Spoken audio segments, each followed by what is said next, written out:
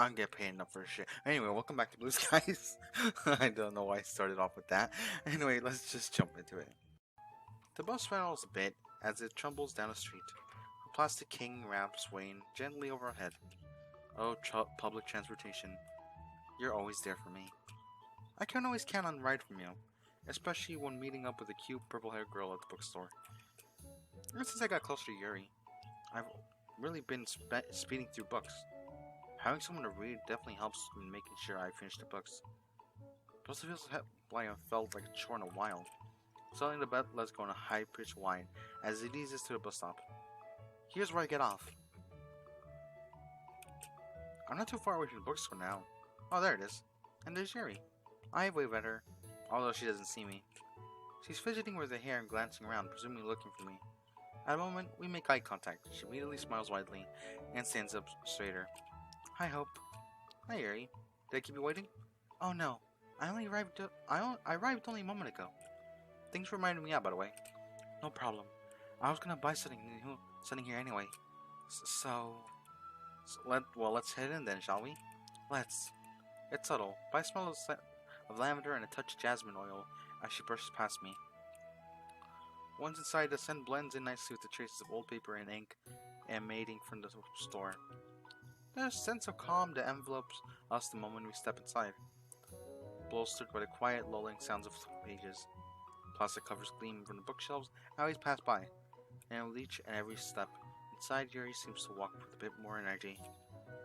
I haven't been in here for a while now. Really? When was the last time you were here? I believe it was roughly a month ago on a Sunday. Why haven't you visited more then?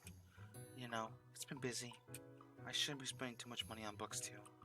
She sighs quietly and runs her fingers over the spines of nearby Robux. I've been trying to read books online instead of to save on money, but being able to physically flip through pages feels so much better. It's as if I need something tangible in my hands. Yeah, I think I understand the feeling. It's definitely easier to get distracted if I'm reading something online. There's a lot of books I haven't seen in a while before this aisle. One novel in particular, or originally designed cover had catch my eye. The Awakening? It looks like one of these books It looks like one of those books considered classic literature. Yuri noticed me eyeing it. Oh, are you curious about some novels here? I don't know. Maybe that one over there. Why, have you read a lot of the books in the section? She pulls a copy of The Awakening from out the shelf. Kate Chopin's Awakening. I did read this in middle school. To be honest, I don't recall too much about the plot. Hold on, let me refresh my memory with the summary in the back cover. Her eyes quickly flit over the words on the back, and a moment later, Yuri looks up with a smile. Ah yes, it's all coming back to me. It's quite an enjoyable read from what I remember. So what's it about? Was considered a milestone of early feminist literature due to its social commentary and in-depth look on the main character's physique. The novel is about a married woman in late 19th century New Orleans who struggles to find a place of herself in the restrictive society she lives in. Honestly speaking, I believe I like the book so much because I can relate to some of the themes. Oh, like what? Well, some of the saliented themes are solitude and the impact of social constraints and expectations. It's easy to find yourself falling into solidarity. Sorry. Can't speak today. In the solidarity lifestyle without societal support. I can't fucking read. In a way, detaching yourself from society can help feel empowering. In that you can control over yourself away from the outside influence, but also can be quite lonely. I can see how the theme can resonate with Yuri so deeply. She must have been a loner even in middle school. The social expectations present in that era's version of the American South all work to repress the main character's desire and needs, especially since the main character is a married woman who struggles with gender roles too. So you can relate some of the expectations in the book society to our society then. Of course. Modern day society isn't as oppressive as the Victorian era society, but still, there are always be social norms that people would be hard pressed to disobey. At any rate, Japanese society is rather restrictive in comparison to other countries. You got that right. When I was a kid, I really wanted to move to America because of how freeing it seemed. Country of rock and roll, right? I don't know about that, but it's definitely a more individualistic culture. Anyway, The Awakening is a beautifully written book. I recommend if you want to read a critique of society, although the ending is quite depressing. Oh, was that a spoiler? Nah, you're good. If you're gonna rank them this passionately, then I guess it's worth giving a shot. I did copy the novel from Yuri and turn it over my hand. I look forward to hearing what you think about it. We can continue strolling to the bookstore some more. This time looking for a book for Yuri. She pauses at a display and flips to a paperback book with a black cover. What's that book? Battle Royale. I assumed you've heard of it before? I've heard of the movie Battle Royale. And I can tell what some of you fuckers are thinking. I'm not talking about Fortnite. Fuck you all Fortnite fucking players. Fuck Fortnite. Anyway, I know the movie Battle Royale. I've heard of it. It's this Japanese movie. Well, I think they're gonna describe it in a bit, actually. Yeah, I've actually read it a bit before. I never quite finished it though. Speaking of rock and roll in America, the main character is pretty obsessed with the US. Although, I'm guessing you already know that already. Well, I'm embarrassed to admit that I've never gone to read it before. There's too many books I need to read. How about we read it together then? I like that. She smiles shyly, her eyes twinkling behind her bangs. And with that, we leave for the front counter and purchase our books. Okay, so since they didn't explain Battle Royale, if I remember right, I know the movie. I've never watched it. I've seen snippets here and there. If I remember, I think this is the movie theme out. Is it based on a book? Let me check. Let me check. I actually do need to check this because I would think it is because of the name and they're in Japan and all that stuff. Like I think it.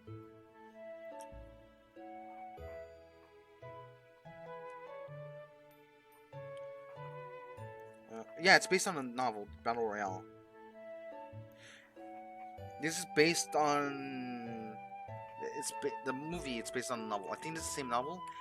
It's about a bunch of Japanese middle schoolers who are forced to fight to the death by the Japanese authoritarian government.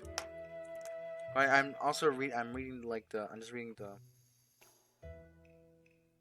Yeah, it says junior high school. So yeah, middle schoolers basically. And yeah, forced to fight to death by Japanese totalitarian government. Which, by the way, I've never read the book, but I've never really watched the movie. I hear the movie is really good, though. I want to watch the movie. I want to read the book.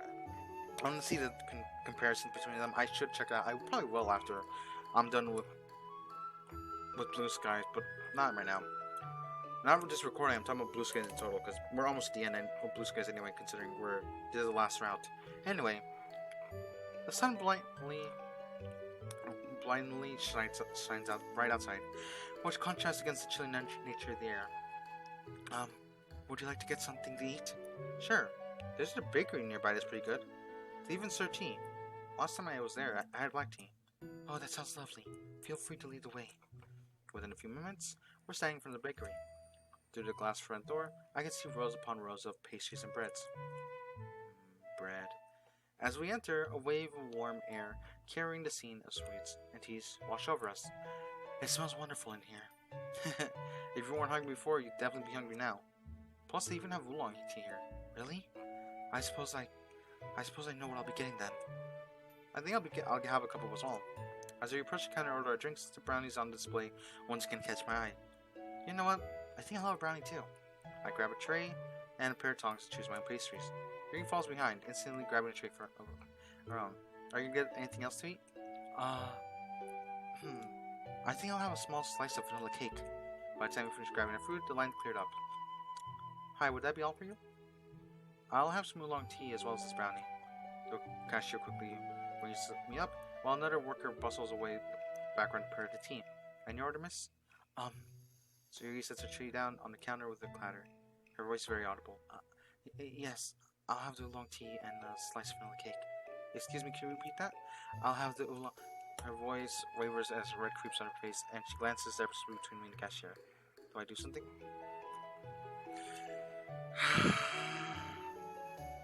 Independence! Independence! Independence. I don't know what to do here! So, if you guys remember, I did this last time with the Natsuki one. I ended up going to find a tutorial on how to do this. Because, I'm a dumb bitch. And I'm not saying that as a joke. I am a dumb bitch. But, I don't know what to do here. That's the thing. When it comes to this, I don't know what to choose. I don't know.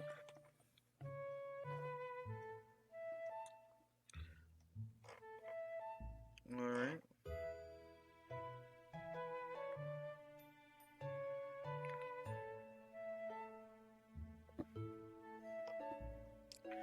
Because I'm trying to find this.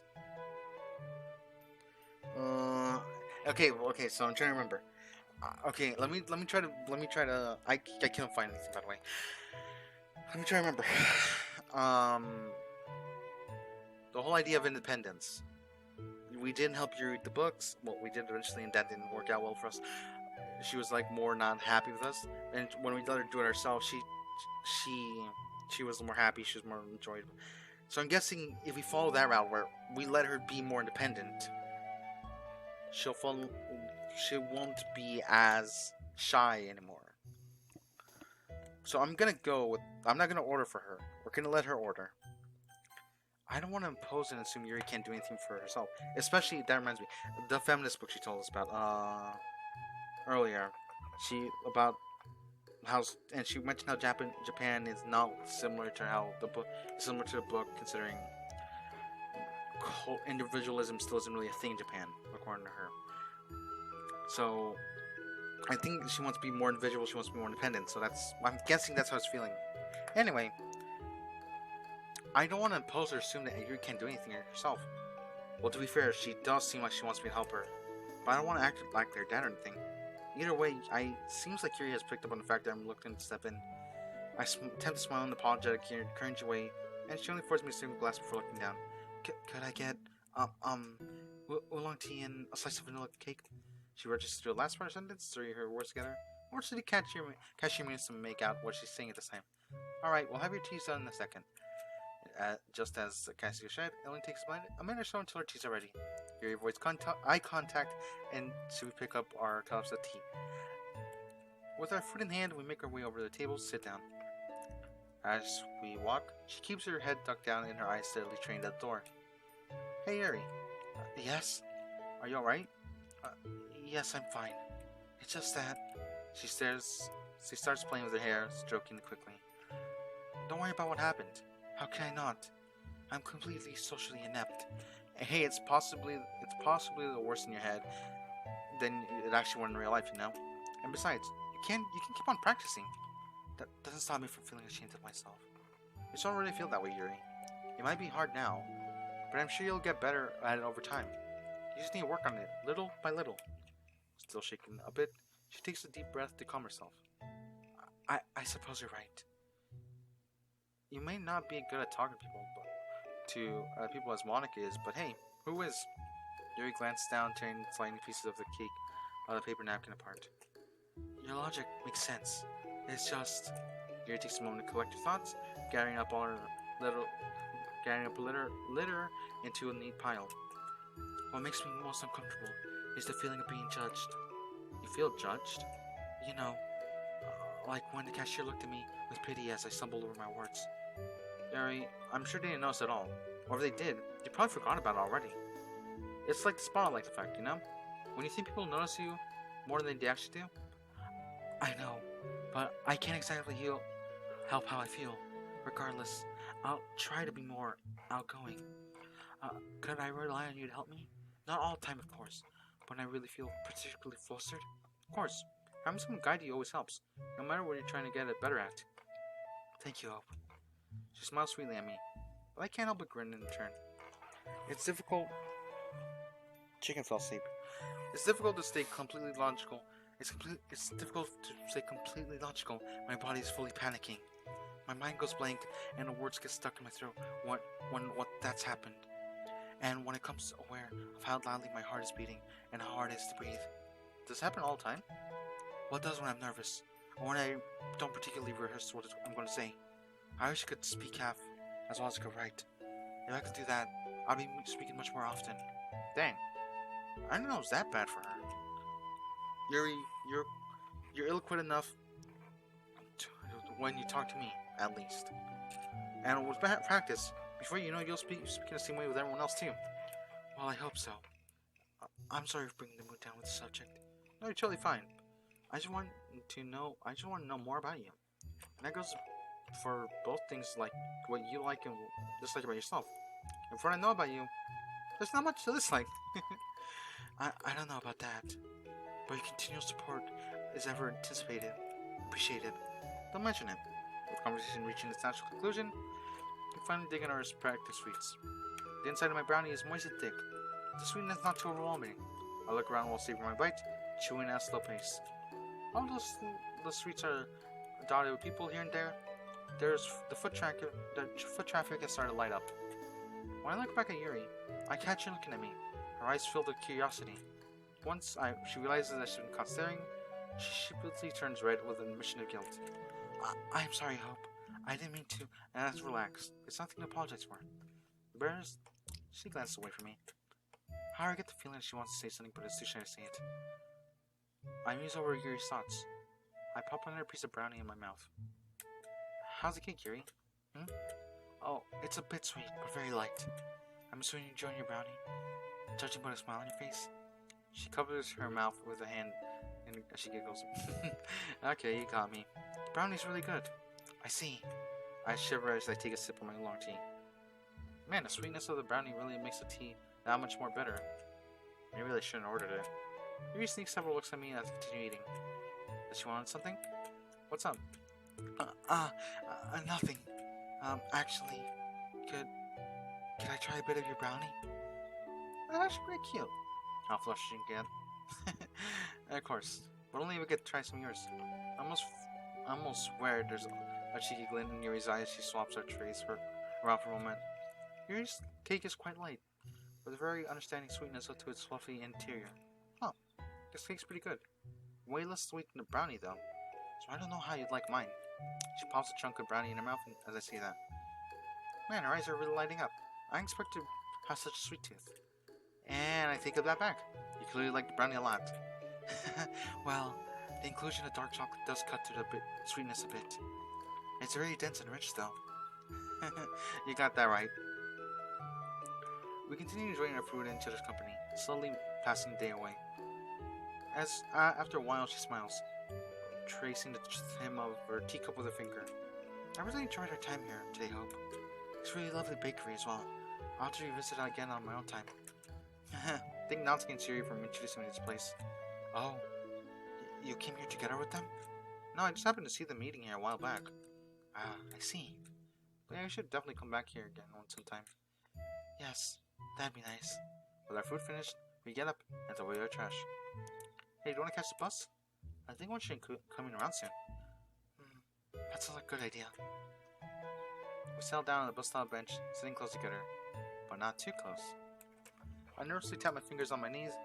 Looks like I've run out of things to say. But surprisingly, Yuri saves the day by sneaking up. Today has gone by much faster than I expected. It seems like only an hour ago I left the house for a bookstore. She shifts her books back to her bag and smiles down at them. I guess that means it was pretty fun then. I suppose so. After peering down at the door for a moment, I spot a glancing set of headlights slowly growing closer. Hey, looks like the bus is here. It stops with a low hiss, and I motion for Yuri to get on ahead of me. Fortunately, it doesn't look too crowded. There should be plenty of seats for us to sit together. Yeah. Suddenly, Yuri stumbles on the steps, leaning onto the bus, falling onto her hands and knees, causing the books to tumble out of her bag. I foolishly grab out her hand, but I'm not close enough to reach in time.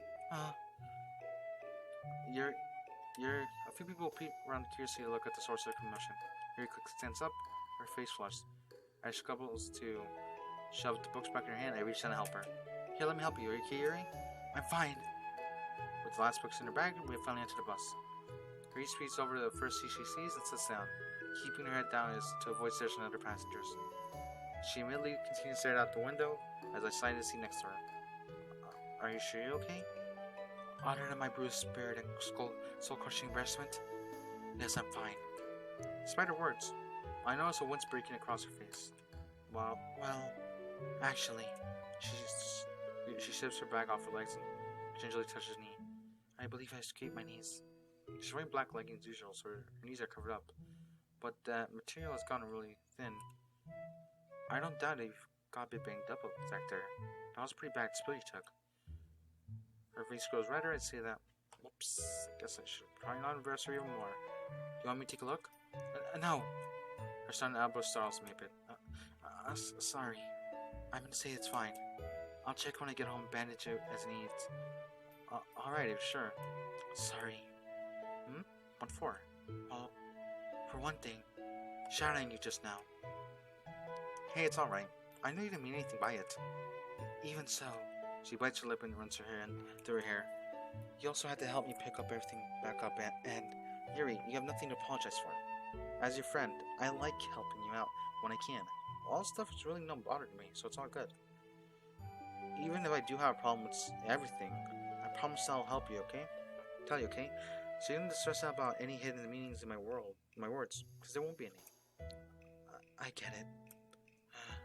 It's been so embarrassing. You just had a lucky day, that's all. Nothing to worry about too much. Easier said than done. Yuri murmurs out a little sentence to herself, probably intending for me to miss it. Conversation fade outs like this, leaving us simply watching the serenely blur out right outside. While we're not talking, it doesn't feel awkward between us. Just sitting here together like this, it's simple, but enjoyable. After a while, though, I decided to break the silence. It's nice to be physically with Yuri, but I want to get her to know better. I want to know her better too. By the way, it seems like exams are coming up. It seems like we've been talking about them more and more lately. Sorry, if we can talk about something else if you want. No, it's only natural that it come up in conversation. After all, we are students. Yeah, I think I've been thinking about them more often because I think things will go well for me this time. Huh? What's that? Not to imply you always do badly on them or anything. I raise an eyebrow and smirk at her. Oh, really? You know, I may not be as smart as you are, but I know how to read books real good, too. Yuri's brows furrow in consideration for a moment as she proceeds to my words. You know that? She pauses, looks like she's finally catching on. Oh, Hope. So you're finally learning to read my sarcasm, huh? We both start chuckling a bit together. Yuri's the first one to stop, although I soon follow. I suppose that's how everyone thinks of me, though. Huh? What do you mean? You don't mean you're humorless or anything, right? Yuri's mouth tightens to say that. That's not what it's getting at, but now that you mention it, Yuri, you have a pretty good sense of humor. But think about it. She isn't particularly a funny person, is she? She's sweet, but she's also more serious than humorous. Either way, it doesn't matter if you think if you're funny or not. You're fine just the way you are. I can't read Yuri's expression. Is she alright? Is she upset? Somehow, I don't believe that the right first thing person will think when it comes to mind is funny. Yuri? Hope. What characteristics do you think define me? She's really putting me on the spot here. Well, you're really smart, for one thing. I see. I mean, I'm sure you'll answer your exams without effort. That's what my teachers say to me as well. Why is she upset about this? So what's the problem? You don't think that there was a problem, right? And yes, it does feel nice to be praised this way. But it also causes people to carry certain expectations of me. Certain expectations? You mean things like people always thinking you'll do great on tests? Yes, to an extent.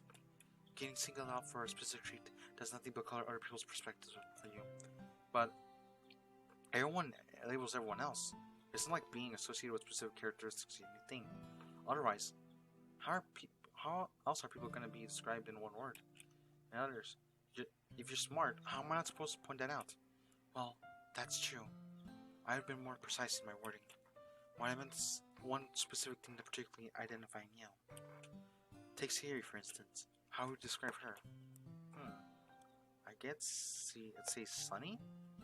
Like super cheerful and bubbly? And that's how you always think of her then?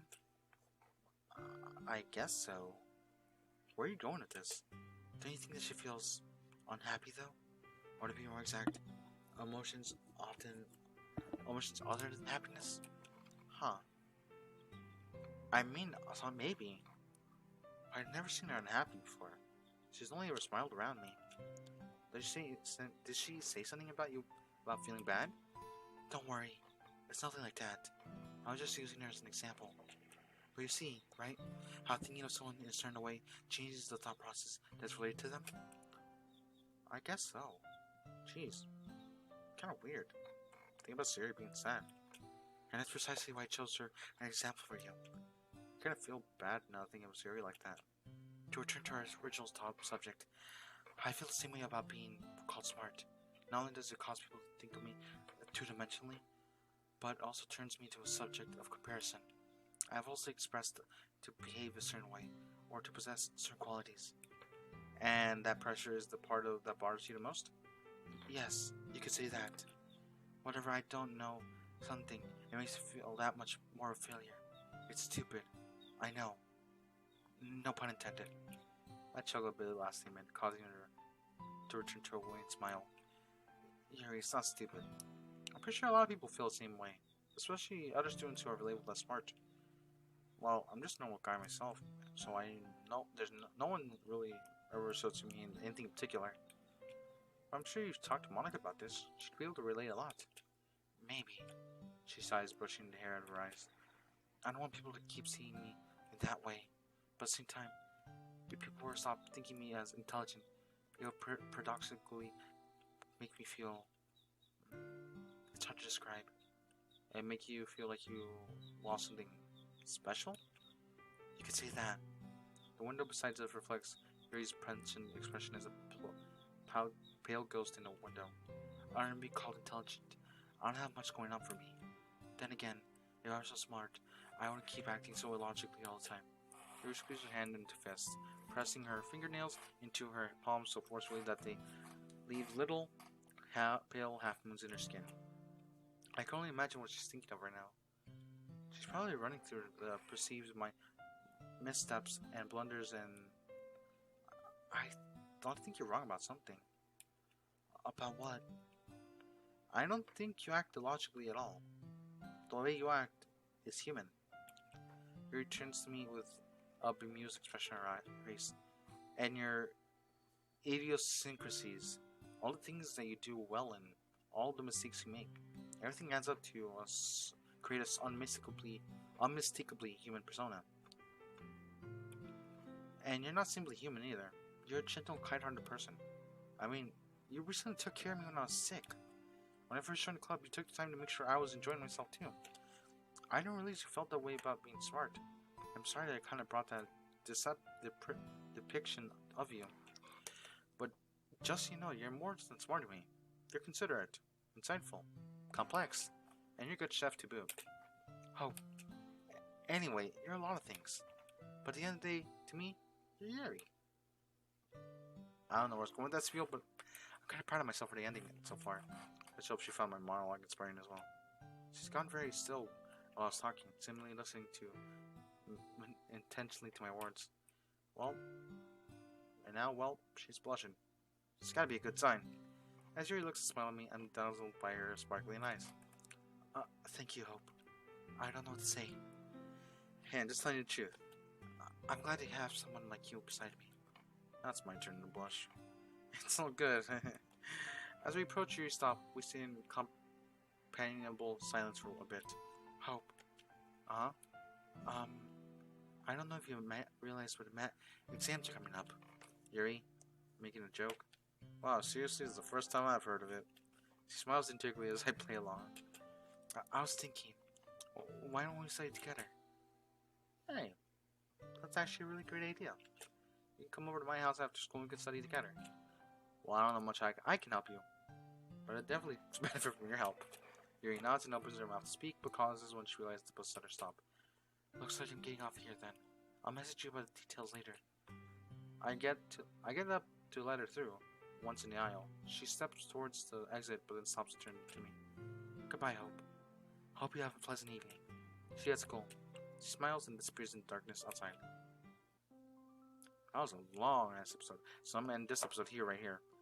It was one day. I'd do normally two, but fuck, that was long. But was it worth it? I'm gonna tell you, it was fucking worth it. I'm gonna go check my chickens anyway. Anyway, thank you guys. I should have saved it over here. I'll see it right here. I'll do that later. Anyway, thank you guys for watching, guys. I will see you guys next time. Brand new episode of Blue Skies. The chicken just ran back into the room. Hi, little one. And I'll see you guys next time. Goodbye.